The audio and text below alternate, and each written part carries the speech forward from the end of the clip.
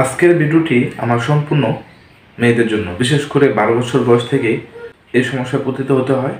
কিভাবে পেড ব্যবহার করতে হয় তার সঠিক নিয়ম জানে না, যার ফলশ্রুতিতে অনেক বিভ্রান্তিতে পড়তে হয়। তো আজকের এই ভিডিওটি তাদের জন্য।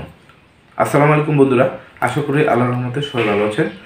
তো আজকে আমি দেখাবো কিভাবে পেড ব্যবহার করতে হয়, এ টু জেড প্র্যাকটিক্যালভাবে আপনাদের তা দেখিয়ে দেবো।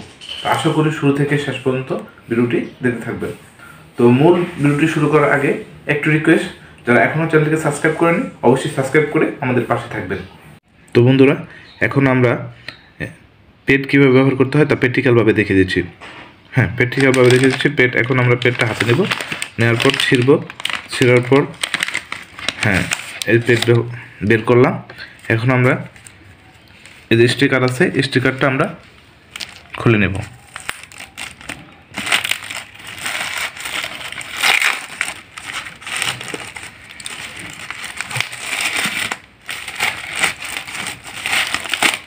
স্টিকারটা খোলার পর দেখতে পাচ্ছেন একটি পেড, তো সুন্দর একটি পেড। এর শোষণ ক্ষমতা আপনার 3 থেকে 4 ঘন্টা। তো পেডের পিছনে দেখতে পাচ্ছেন একটি স্টিকার লাগানো আছে। তো এই স্টিকারটি আপনার প্রথমে খুলতে হবে। খোলার পর আপনারা দেখতে পাচ্ছেন আঠা, এই আঠা প্যান্টের সাথে লাগিয়ে দেবেন। তো দেখে নিন কীভাবে লাগাবেন।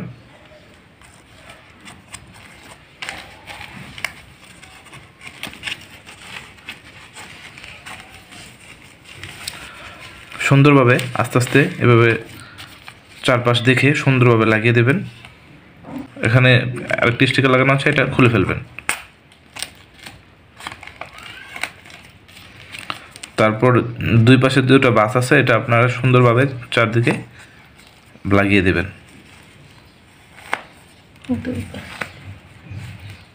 খুব সুন্দরভাবে। এখন আটাটা ভালোভাবে প্যান্টের সাথে লাগিয়ে দিয়ে এখন ব্যবহার করার জন্য উপযুক্ত হয়ে গেল। এখন আমরা একটি পুতুলের মাধ্যমে দেখিয়ে দেব এটা কীভাবে করতে হয়। তো প্রথমে পা ঢুকিয়ে দিলাম, আরেকটি পা ঢুকিয়ে দিলাম। ঢোকানোর পর এখন এই পেডটি ব্যবহারের উপযোগী হয়ে গেল। ঠিক আছে বন্ধুরা, তো দেখে নিলেন কীভাবে পেড ব্যবহার করতে হয়, তা প্র্যাকটিক্যালভাবে আপনাদের দেখিয়ে দিলাম।